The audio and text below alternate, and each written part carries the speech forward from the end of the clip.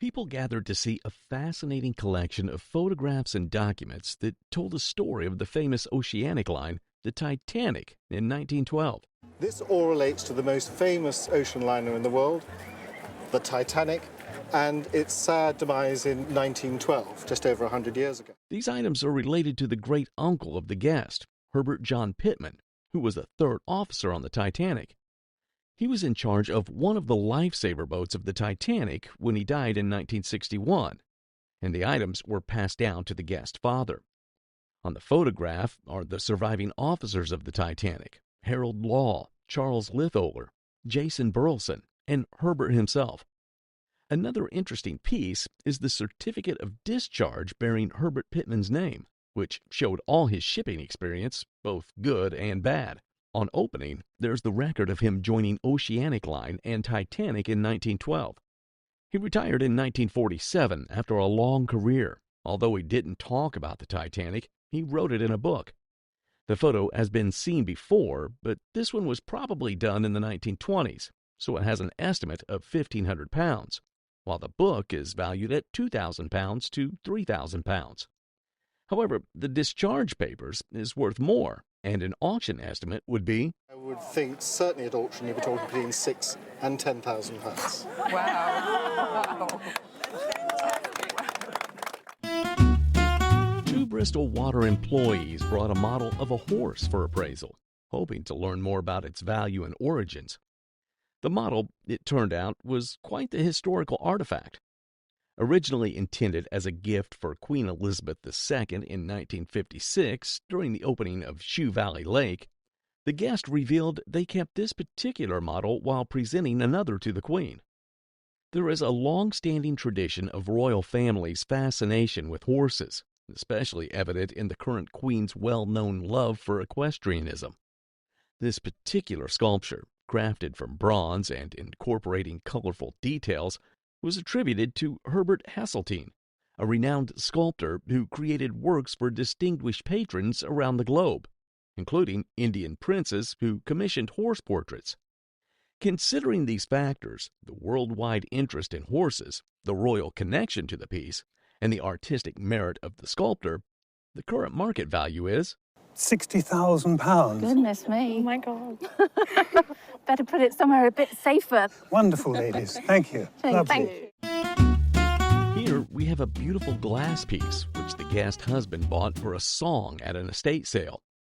It is a rare unsigned work by French Art Nouveau artist Ernest Levellier and Eugene Rousseau, likely created between the 1880s and early 1900s. This period, known as Art Nouveau, was a design movement that emphasized organic forms and natural materials. Levellier and Rousseau were known for their innovative glasswork, and this piece exemplifies their signature style. The technique involved blowing colored glass, most likely using a blowpipe to inflate molten glass into a bulbous shape. The artist then meticulously carved intricate designs onto the surface using a specialized wheel. This wheel carving technique allowed for precise and detailed patterns, creating a beautiful contrast between the smooth glass surface and the textured design. The final step involved fire polishing the glass to achieve a gleaming finish. This process involved exposing the glass to a high flame, which smoothed out any imperfections and created a lustrous sheen. The design on this piece flows continuously across the entire surface, showcasing the exceptional craftsmanship and attention to detail that went into this creation. Taking into consideration the quality of the glass, its weight due to a high lead content, and the beautiful design, its potential value is, I would say retail between $3,000 and $4,000. Really? Now, the guest inherits a beautiful painted porcelain plaque from her brother. Family lore suggests it was commissioned by Jeanette Rockefeller, wife of the Arkansas governor, and a man named E.M. Meyer. The plaque depicts all the signs of the zodiac and is a stunning example of enamelware, a challenging artistic technique. The piece's quality and craftsmanship is really quite impressive. Enamelware is an unappreciated art form, despite the intricate details and vibrant colors showcased in this particular piece. The plaque is framed in a beautiful walnut frame, further adding to its value. An inscription on the back reveals the artist to be Edith Meyer, known for her exceptional enamel work. While the role of E.M. Meyer can't be identified, there is a connection between the artist and the Rockefellers. The lack of extensive research on enamelware makes it difficult to determine a definitive value. However, recognizing the potential for the art form to gain more recognition in the future, the estimated worth of the plaque is... But in today's market, this piece, and it's a gorgeous piece, would probably bring between $1,000 and $1,500 at auction. With a thirst for adventure, the guest grandfather and his companion set out to prospect for gold in the Klondike. Gathered here is a fascinating array of his historical artifacts and personal treasures. And he and his friend, this is my grandfather and his friend, decided to go to the Klondike and prospect for gold in 1888. The collection features a remarkable image of his mine, offering a glimpse into his prospecting days. The title is the Need More Mining Company. I love that. The year 1896 marked the discovery of gold in Alaska, and by 1897, news of the find had reached Seattle. So all these guys were coming up from California and Wyoming and up through Seattle, and they were making their fortunes. There were some major money makers up there. The photographs within this collection are reproductions, holding limited monetary value. In contrast, this gold poke, once used to store precious gold dust and nuggets at the mines, would be valued at... is worth maybe $65, $70. Yeah. Furthermore, this book, which is part of the collection, is estimated to be worth... is worth about $1,500. The crown jewel of this collection is undoubtedly this gold nugget, valued at... And we think this nugget, on a good retail level, is worth about $4,000. Oh my goodness. Thank you so much. Standing before us today is a classic and exquisite grandmother clock. While searching for the perfect clock to adorn her home, the guests stumbled upon this extraordinary find at a farm estate sale. In the late 19th century, grandmother clocks were believed to be the epitome of 17th century clockmaking. Contrary to popular belief, grandmother clocks are not authentic replicas, but rather creative reimaginings of a non-existent clock style. And what they've done is taken a case and then carved it with decoration that perhaps could have been 17th century. This clock's design is notable for its exceptional balance and proportion. What betrays this clock's authenticity is the movement inside the case. For as old as the wood looks to be on the outside, it has a movement in it that's probably not much older than the turn of the century. A marking on the mechanism indicates where it was made. And you can see on here the word Clerkenwell, which is a district in London where clocks were made. And this is a movement of perhaps continental origin that has been put into this case. Nevertheless, it's a beautiful timepiece that would be worth... I'd say this might be worth as much as $1,500 in a shop. Great. Wonderful. Thank you very much. Thank you. This book is a compilation of the Gast family history, created by her grandfather before being forcibly retired when Hitler came to power. Her family was a prominent Jewish family in Berlin and owned various treasures, many of which were confiscated by the Nazis. Despite the loss of many of these valuables, this family history book has enabled them to locate and recover some of these items. Among the few possessions of the family were this book and a solid gold lady's watch, which belonged to the Gast great-great-great-grandfather. The watch was dated around 1875. It was a demi-hunter, allowing the hands to be seen without opening the cover. Inside the back of the watch was a rare hand-engraved portrait of the great-great-great-grandfather, showcasing exceptional craftsmanship. The appraiser valued the watch and the book at approximately... In terms of a value, here on the watch and here on the book, you might see something like this having a value of $2,000. A magnificent fabric is laid out before us, showcasing exceptional craftsmanship. This treasured fabric was first owned by the Gast great-aunt, later inherited by her mother, and now has been bequeathed to the Gasts. It is a rare and precious imperial textile, originally crafted for the esteemed Kanshi Emperor. Kanshi was the fourth emperor of the Qing dynasty in China, ruling from 1662 to 1722. He's considered one of the greatest emperors in Chinese history. The robust and regal golden dragons embroidered on this piece are a hallmark of imperial Chinese textiles, signifying its origin as a commission for the emperor. And this is a brocade weave piece with gold metallic threads. That those threads that look like gold in there actually are gold. Every detail of this piece is imbued with the iconography of imperial China.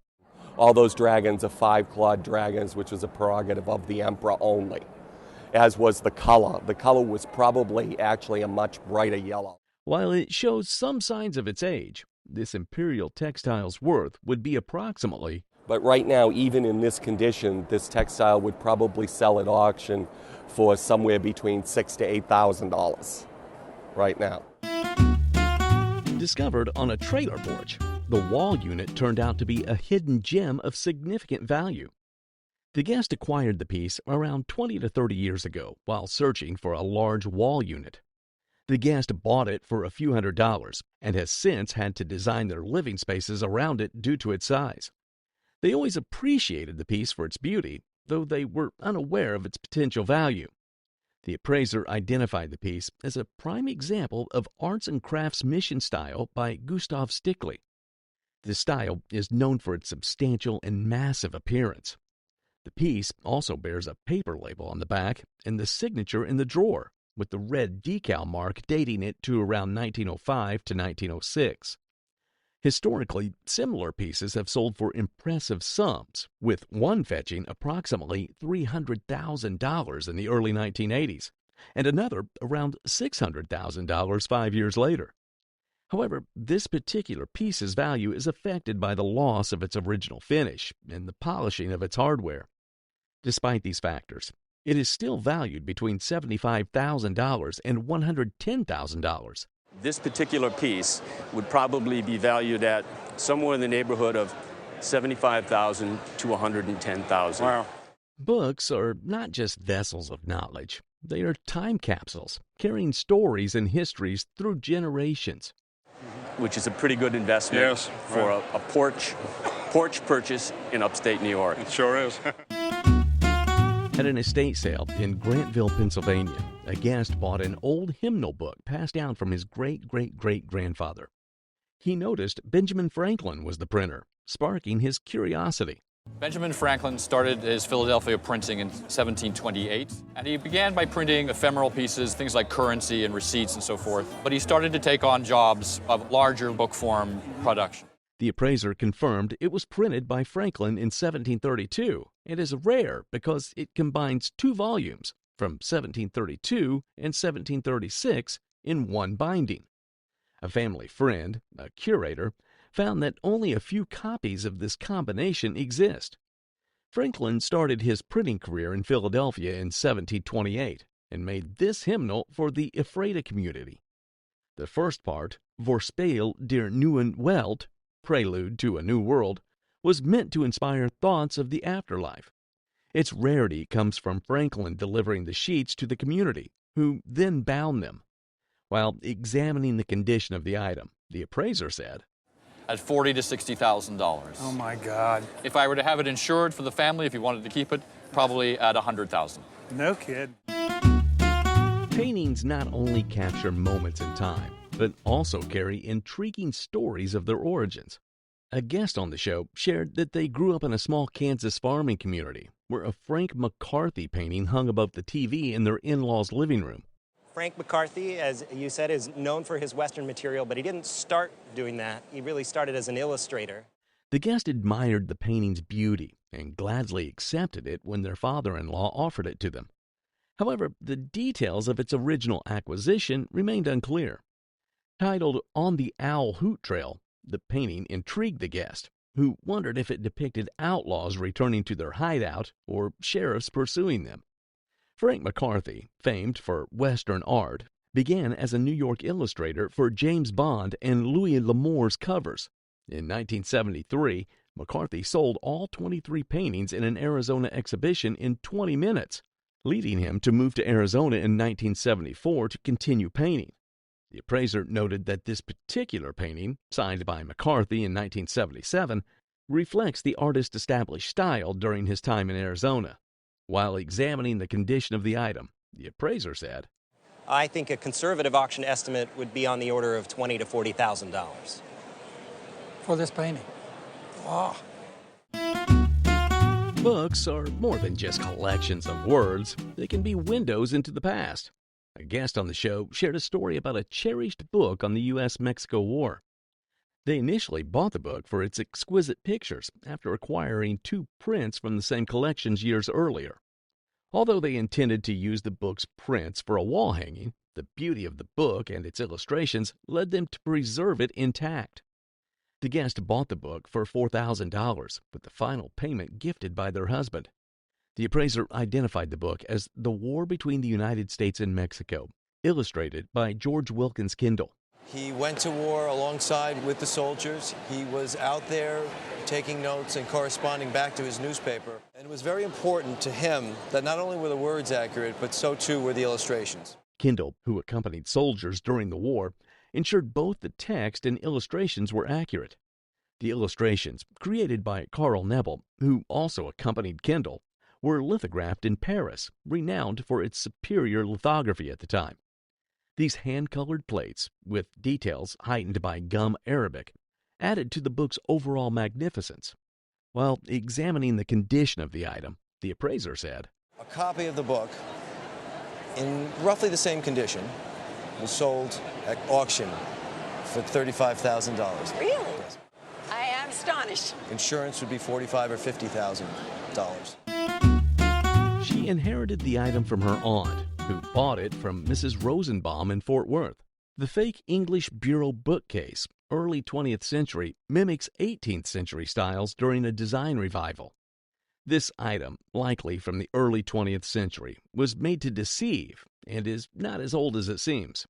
A cleverly crafted imitation. If it were 300 years old, you would have much more distress and age, cracks, and replaced veneers than this has. The bookcase has a slant front desk with compartments and drawers for organizing. The bookcase also has glazed doors above the desk to display and protect items. These bat-wing brasses, often 18th century, are not original due to extra holes. The mirrors on the upper doors, more common in later reproductions, add decorative appeal. Its deceptive charm led the appraiser to value the item. It would be estimated at maybe $4,000 to $6,000. Retail would be higher.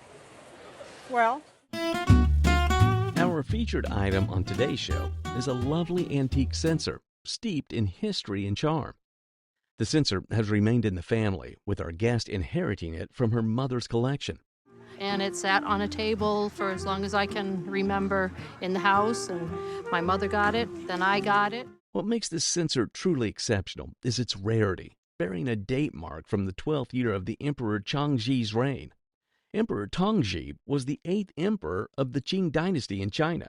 He ruled from 1861 to 1875, and his reign is often considered a period of significant modernization and reform in China. Tongzhi, 1872 A.D. Okay. The craftsmanship on this piece is superb, featuring a rare and intricate bronze design. Even the accompanying wooden base and lid are authentic to the period, adding to the piece's overall charm. In light of its pristine state and extreme rarity, this censer would be valued at an auction estimate of perhaps $8,000 to $12,000 on this bronze censer. Okay. All right. Presented here is a charming antique miniature desk, rich in family heritage and stories. It has remained a cherished family heirloom, handed down through successive generations. An archaeological dig when you go through the desk, because there's things all the way from the 1800s all the way up to my grandparents in the 60s. There's a note that my grandmother wrote in there that she said that it was brought over with the royals in 1621. This desk is truly exceptional and is considered in the black, a term used to describe a piece that has remained entirely original and unmodified over time. Every detail is original, from the finish to the batwing brasses and feet, making this desk a true treasure. With its origins in colonial America, this desk was skillfully crafted around 1760 for a prominent ancestor of the Guest family line. You said that they settled in Virginia. This is, in my opinion, a Massachusetts desk. Crafted from rich walnut timber, this desk features white pine as its secondary wood, showcasing a harmonious blend of textures. A symbol of tradition and heritage, this desk has been a silent observer to the Guest family history, its drawers and surfaces holding secrets, stories, and relics from the mid-18th century to the present day. There are 15 daguerreotypes of your early family. There are surveys and deeds and account books. In Texiana, there are gold nuggets. Prospectors in your early history picked up. As a repository of historical relics, this desk is a true treasure, and the cumulative value of its contents, along with the desk's own intrinsic worth, would be estimated at? I would say that as a historical archive, there's the potential here that this is a $100,000 collection. The Confederate bills may be at $50 a piece, some more and some less. It just adds and adds and adds to it. So thank you so much for bringing it in. Thank you. This is an original page from Tasha Tudor's first book, Pumpkin Moonshine. Tasha Tudor was an American illustrator and writer of children's books. This page was part of a handmade booklet that Tudor created for her niece, featuring her original artwork. Tudor had initially tied the booklet with string before giving it to her niece. Her work was initially rejected. However, the original artwork, now showcased in the published book, demonstrated Tudor's exceptional skill as an illustrator. There were some differences between the original and published illustrations, making the Guest piece significant. The Guest had acquired the artwork through an auction service, paying approximately $1,200 at the time. While the book was not in great condition, the original artwork was precious. There was another illustration in the book, whose original was sold for $11,000. The appraiser estimated that in a retail bookstore or a children's art shop, the main illustration could fetch between would easily go for $8,000 to $10,000 in a retail bookstore, children's art shop, or so on. The Guest received this chest from her parents during her youth, not as a traditional blanket chest, but as a hope chest. Her parents, who encouraged an interest in antiques, gave her this chest as part of their efforts to foster enthusiasm for historical pieces. The Guest was told that the chest was from Pennsylvania, featuring a feather style, and was considered a folk art piece. However, the appraiser suggested that the chest was not from Pennsylvania, but likely from Shaftesbury, Vermont. This distinctive feathering paint style resembled Thomas Madison's work, a furniture maker who made simple pieces during a time when many in New England could not afford expensive furniture. The chest was dated around 1825. It had some condition issues, including worn and dull paint, which affected its value. While surprising the Guest, the appraiser estimated the chest value at auction to be So at auction, we would suggest an estimate in the range of $5,000 to $10,000. Wait, what? No way! This Guest mother received the showcase tapestry as a wedding gift. The Guest mother has Norwegian heritage, and this piece is a Norwegian allegorical tapestry. Featured on this piece is a depiction of a witch, representing the former pagan traditions of Norway. Based on the color palette, this tapestry likely dates back to circa 1900. Furthermore, it is hand-woven using techniques passed down through generations, such as the Gobelin or Raya styles. Additionally, the piece was crafted with linen and dyed with natural substances derived from plants and minerals, resulting in vibrant, enduring colors. Remarkably, this piece has remained in good condition for its age. Norwegian allegorical tapestries are rich in symbolism and artistry, and at auction, this piece would be worth, I could say conservatively, a $4,000 retail price. Today, we are at the Royal Marines Museum, and we have the museum's director here on the show. He presented a painting by Captain James Kettle, which was acquired by the museum only recently. And his great-great-grandson, Michael Cattell, came to us only about 6 months ago. Kettle was a Royal Marine officer who joined the service in 1798, during a period marked by significant naval conflicts, including the Napoleonic Wars.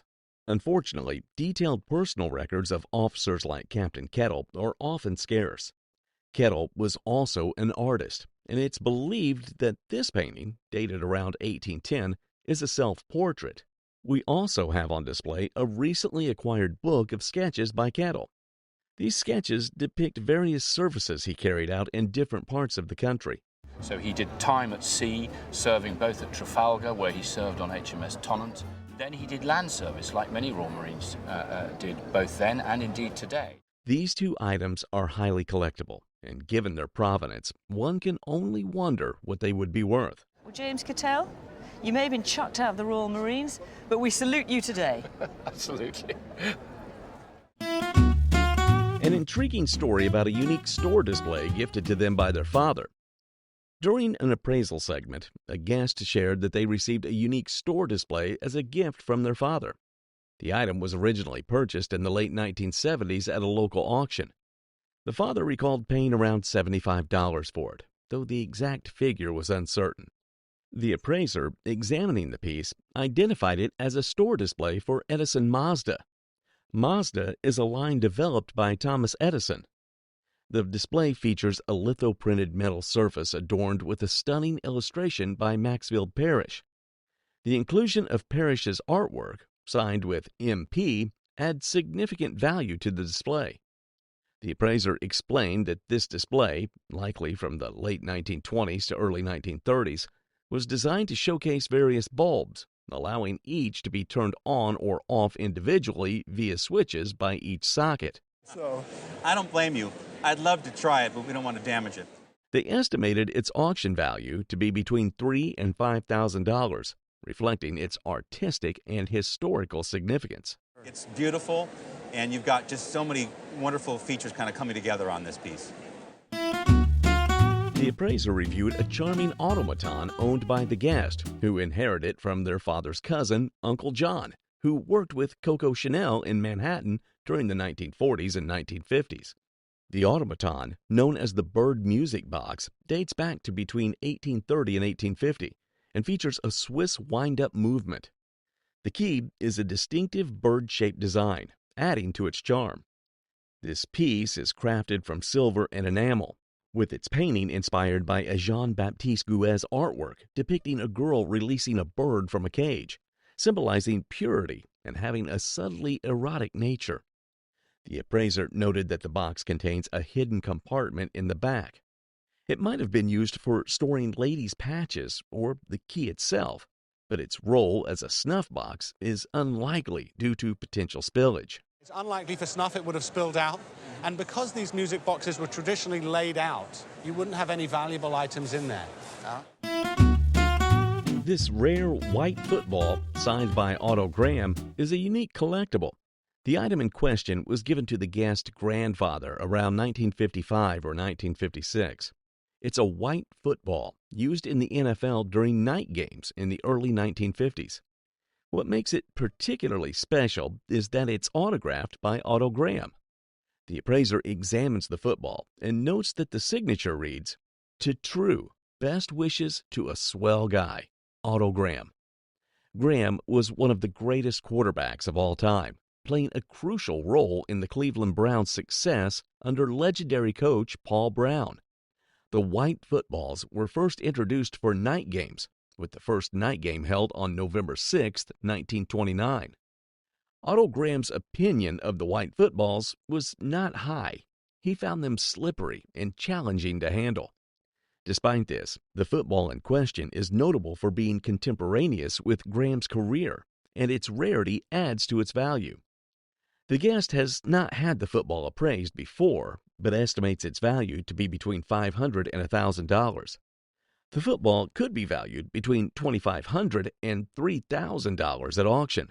He signed this contemporaneous with his career, which makes this, again, rare and desirable, even though it's not in great condition. Its association with Otto Graham and its condition makes it a highly desirable collectible. To insure it, I'd insure it for at least $5,000. Okay, that's good. That's great. Posters not only capture moments in time, but also preserve history in ways that few artifacts can. In 1980, a history enthusiast bought a rare 1905 Navy recruiting lithograph for $575, depicting the USS Connecticut, a pre-dreadnought battleship.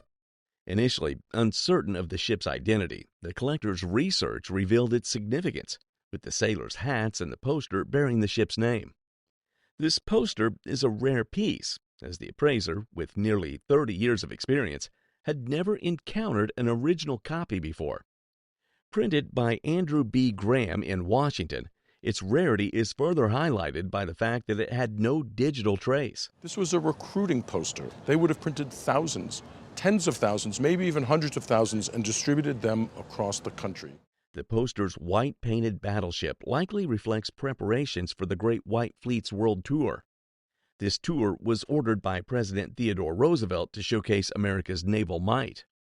Despite some condition issues, including faded colors and minor damage, the poster is a valuable and unique relic of naval history.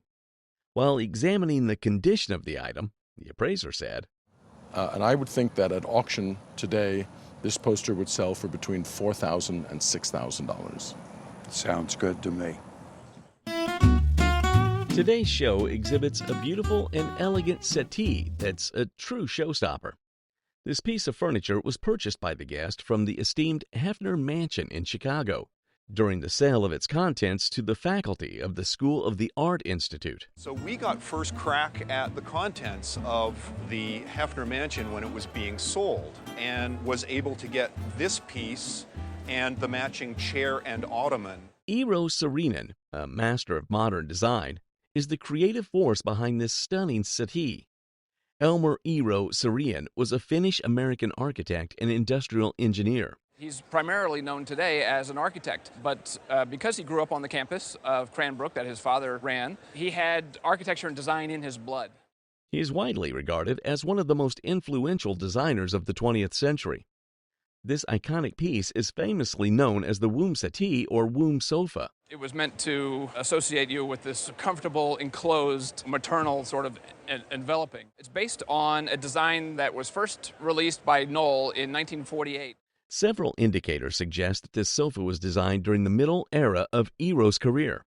Number one, it has a label. This is a Knoll Associates label with a New York address. We think that this label was used between about 1950 and late 1970s. Considering its current state and impressive history, this stunning settee would be worth, I would say, would easily sell between $4,000 and $6,000. And for a Playboy collector, or if we could find some really great images of this in the mansion, I think you could see this maybe going up to the low 10,000 figure. Wow. We have on the show today a pair of felt animals acquired by our guest from her aunt, who enjoys collecting items like these. And when my twin sons were born 31 years ago, she gave her Steiff to us as a gift. And so we have been enjoying them ever since. These two pieces were made by the Steiff Company between the 1930s and 1950s. One of the items is a felt rabbit with glass eyes. It originally had buttons on its ears, which would have been removed over the years.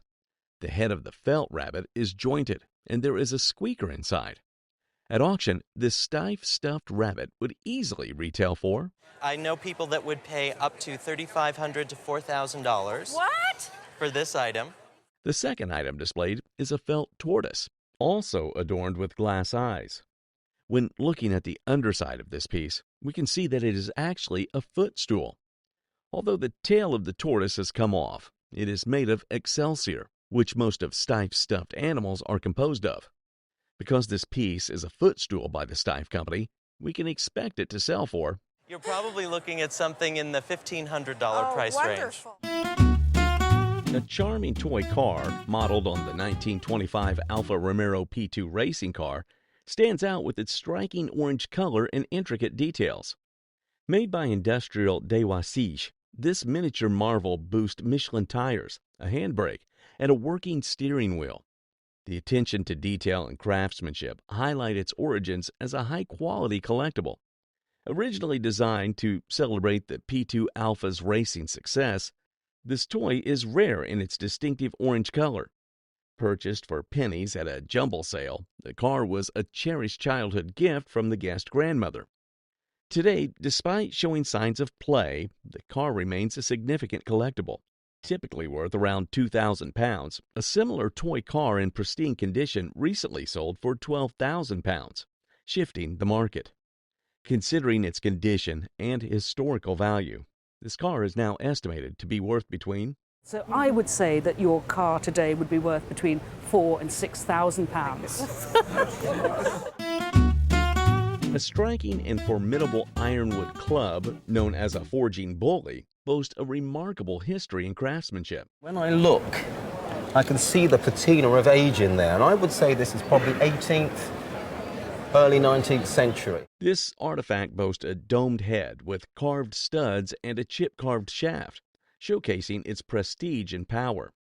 Originating from the Pacific Islands, particularly Fiji and Tonga, it was designed both as a weapon and a symbol of status. It was used in ceremonial and combat settings, reflecting its significance in these cultures. Acquired in the 18th or early 19th century, it was passed down from elderly spinsters to a Scarborough solicitor. Its journey from its origins to its current location is a testament to its enduring value and significance. Its condition and elaborate design set it apart, making it a highly sought-after collectible. In prestigious galleries, such as those in Sablon, Brussels, its value could soar to between I think it would cost you between 30,000 and maybe 35. Wow, I really think it could make that. A beautifully crafted quilt and tea cozy, adorned with tartan patterns and silks, hold a poignant story from the past. If you can see, there's the initials, MK, which she embroidered. Her name was Mrs. King. These items were a farewell gift from a large Edinburgh shop to their cherished servant, Mrs. King. Her departure was marked by personal turmoil, as she had become pregnant by a married man. This situation led her to leave her home and relocate to Glasgow, and eventually Australia. With the hope that she might return someday, the quilt and tea cozy were entrusted to her family in Glasgow. After her departure, the items were passed down to the guest mother and eventually to the guest herself. Though the quilt and tea cozy are now considered outdated and not highly valuable in the current market, despite their sentimental significance, the quilt and tea cozy are collectively valued at approximately If this came up for sale, it would probably make not any more than £80. Oh my goodness.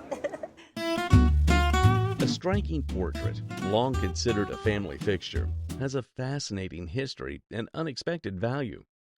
Long propped against a dining room wall, the painting portrays a confident woman in a likely designer gown. It was not in great shape, it was sagging, it was very dirty, and it just recently has been with a professional conservator. She holds a symbolic peacock feather and stands in front of a Herder Brothers tapestry, adding depth to the work. Great Aunt Honor, an entrepreneurial spirit, ran a successful bookstore and tea room in Waco, Texas, with her sister.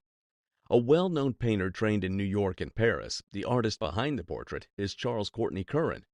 By 1912, Curran was at his peak, with his work featured in major museums like the Metropolitan Museum of Art and the Smithsonian. Unlike Curran's usual airy outdoor scenes, this portrait stands out as a unique piece in his body of work. Its actual value for retail replacement could be between Expect to see this at $125,000 to $150,000.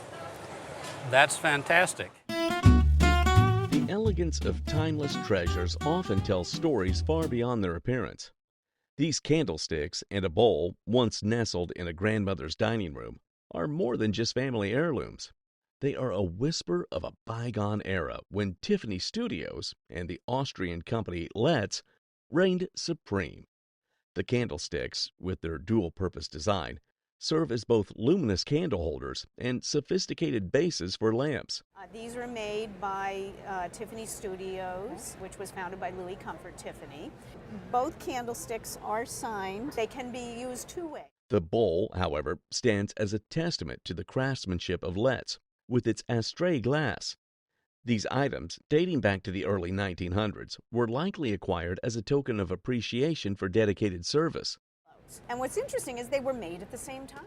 Today, these artifacts carry significant value, with the candlesticks valued at, The candlesticks, because they're the larger size, $800 to $1,000. while the Letts bowl with the shimmering beauty of the astray glass has a value of, And actually, the piece of Lotes, about $1,000 to $1,500.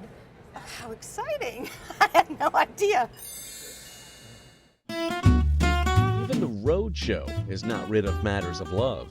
Love is a beautiful thing and should always be celebrated. I love you too. Today's special episode has everything to do with love. Big bodacious handles, you can't keep your hands off of them. Give me a hug. Sure. Yeah. I hug you. Items which include wonderful romantic Valentine images, plus some gorgeous-looking antiques. Even diamonds, brooches, and other jewelries aren't exempted. This just shows that the phrase, love is in the air, doesn't just apply to falling in love with another person. It also applies to the very wonderful items that are brought to the show. I just want to hug it. Today we have a piece of furniture that the guest received as a gift from her former colleague. This is a Lar chair, designed by Charles and Ray Eames. The chair's top and bottom are two separate pieces, and it's known to have different top designs to fit the base and vice versa. It also has a fiberglass top reinforced with plastic, making it very durable. The base is made of zinc-plated wire, joined together with an interesting design feature. The interesting thing about most of the bases that he designed is that they would stack separately when they're detached, and the tops would stack separately. Examples of this chair are featured in many important museum collections, and for good reasons. Charles Eames designed this chair not only as a functional chair, but also as a system of chairs. The Eameses didn't just design chairs for comfort, they focused on making them easy to produce. It was originally manufactured by the Zenith Plastics Company in California, and it first went into production in about 1950, and it's been in production ever since. The base is attached to 4 rubber shock mounts, and this particular chair was definitely made before 1953. In today's market, this highly successful chair, with its zinc-plated wire base and plastic top, would be worth... In today's market, I think this would be worth $800 at auction. Oh, thank you. Thank you. A silver-plated fold-out vanity by Rogers Smith Company features exquisite design elements. It dates from the American aesthetic movement around 1870 to 1880. Lending it a distinctive charm, the vanity boasts intricate Japanese-inspired decoration. Delicate, ornate piercework adorns each corner, enhancing its overall elegance. Flipping it around reveals a charming floral design, and on the reverse, adding a touch of beauty to the back. Its sides swing out, and loop handles are included for hanging. Found dusty in Canada and bought for $15, the vanity was displayed for 40 years before being passed on. Because it's silver-plated, it's already lost some of it. You can see someone really cleaned the heck out of it here, and so it's gone down to its brassy finish. Though originally estimated to be worth between $2,000 and $3,000, it's now valued between... I think in the right type of sale, it could have an auction estimate of about $4,000 to $6,000. Oh, okay. Wharton Asher, a leading American studio furniture pioneer, made some of the 20th century's most unique and valuable pieces. He started the careers of George Nakashima, of Phil Powell, of Paul Evans, of Wendell Castle. Active from the 1920s until he died in 1970, Asher was based in Paoli, Pennsylvania. He created eccentric and innovative pieces that have left a significant mark on the art of furniture making. His distinctive 3-legged stools, each unique in design, were crafted whenever he needed extra money. Each stool, often marked with his initials W.E. and a date, represents a piece of his storied legacy. Esherick produced around 600 to 700 of these stools. They can be found primarily around Philadelphia, though they occasionally appear further afield. These tools, while among the more common of his works, still command impressive prices, ranging from Again, Sesame made 700-800 of them, maybe a few more. Bring $6,000, $7,000, $8,000. an Andy Warhol color screen print from his iconic 1968 Campbell's Soup series was a memorable birthday gift. This artwork is one of 10 different soup cans in Warhol's 1968 screen print series. On the accent above the E on consomme, you can see the pattern of the white screen. That's actually white ink on that, and you can see how it's... It draws inspiration from his 1962 painted series, marking his shift from advertising to fine art. With each print showcasing Warhol's signature in ballpoint pen and ink, this series was produced in an edition of 250. Additionally, each piece is marked with a unique rubber stamp, adding a personal touch to the artwork. Acquired around 2005 for approximately $1,800, this print is well preserved, maintaining its value and vibrancy.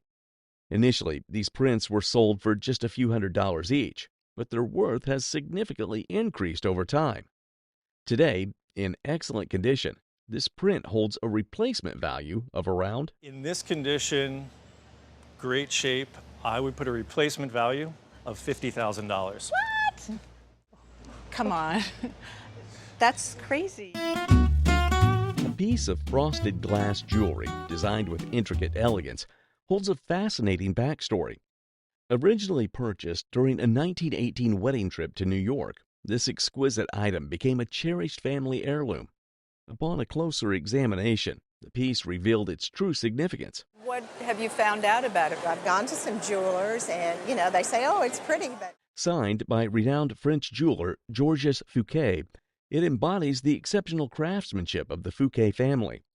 Georges took over the family firm established by his father, Alphonse, in the 1800s, and continued until the 1930s. Originally part of a long necklace, this piece was altered by the guest mother to create earrings. Despite alterations, the piece holds value through its design and diamonds, likely set in white gold. This remarkable jewelry piece, blending historical significance with artistic design, is conservatively valued at... So, I'm going to say conservatively $10,000 to $15,000. Oh my gracious. Yeah. A historic memento enhanced into a priceless keepsake with autographs from President Nixon and other notable figures. During a trip with President Nixon, the guest collected signatures from Nixon, Pat Nixon, Secretary Rogers, and Dr. Kissinger. Even the guest's signature found a place among these prestigious names. The item not only carries these autographs, but also holds memories of an extraordinary journey. At a state dinner post-Guam, the Chinese Army band played Home on the Range for their American guest. Another moment etched in time occurred during a visit to a Chinese kitchen with First Lady Pat Nixon. As they explored the large coal-fired ranges, a near mishap took place when a crepe-soled shoe began melting. So everyone got a laugh, and I got off the stove. More than an artifact, this item is valued at auction between... would be between $2,500 and $3,000 as a memento of this great trip. Thank you. A remarkable collection of mourning jewelry was assembled over 40 years through yard sales, flea markets, box lots, and auctions. A collection rich in history, featuring mourning and hair jewelry from the Victorian and earlier Georgian eras. Such pieces were integral to social mourning practices, worn as symbols of loss and remembrance. Among the treasures is a late Georgian brooch with woven brunette hair under rock crystal and garnets. A rare Georgian mourning ring from 1782 features a skull beneath a topaz setting. There's a sort of a mourning scene. There's an urn and a woman who's standing in the weeping willows. Another piece features a painted mourning scene with macerated hair, depicting a woman and a cherub. Bright blonde hair pieces enhance the collection's rarity, as they are less commonly preserved in such jewelry. What would you say you've spent in total on the group? I would say probably around $6,000, $5,000 to $6,000. At auction, this exquisite collection is valued between I would say that you probably have a collection here that's worth something between $70,000 and $90,000. No, really. An exquisite example of 20th century design, this piece has become a celebrated icon in modern furniture. Renowned for its innovative style, this piece captivates collectors and design enthusiasts alike. It can proudly stand among the prestigious collections of the Metropolitan Museum and the LA County Museum. Charles and Ray Eames, the designers behind this celebrated piece, began their influential work in Los Angeles. This pioneering effort started in the early 1940s. Their groundbreaking approach to furniture design made them pivotal figures in American design history. I claim that he's one of the most important furniture designers in the history of America. Its journey to the guest is marked by a poignant moment when the guest, moved by its significance, is brought to tears. Reflecting its high desirability, this model, once valued significantly, saw a peak price of Sold that example for $71,000 in the year 2000. This one would have been worth about $25,000. A distinguished lap desk with a silver plaque, intricately designed, holds significant historical and personal connections. The plaque reads, "Presented by Marquis de Lafayette to Eliza Park Custis, who gives it to her beloved daughter Eliza Law." This piece connects directly to key figures of early American history. A pivotal figure in the Revolutionary War, the Marquise de Lafayette presented the desk to Eliza Park Custis. Eliza, the granddaughter of Martha Washington, received this significant gift in 1823. In the early 1980s, the desk was acquired from a Custis descendant who had liquidated Mount Vernon memorabilia. Edmund Law Rogers Smith's collection included items from George and Martha Washington's Mount Vernon estate.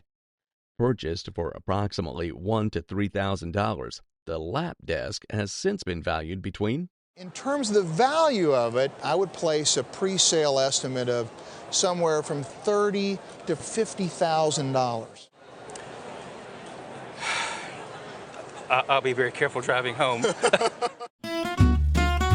Appraiser Wayne Colhoun could not resist playing a vintage table football game. The guest acquired this table football game for £150. Some old coins are seen on the stand, which gives the age of the item as 50 years old. It is nicely made with cabinet wood and very heavy. The cabinet wood vintage is a strong wood and was mostly used to make these table football games. Due to the intense play that this table would be used for, it had to be heavy on the ground. This table football game was made in the 1920s and is in good condition. Therefore, an auction estimate would be £1,000 to £1,500.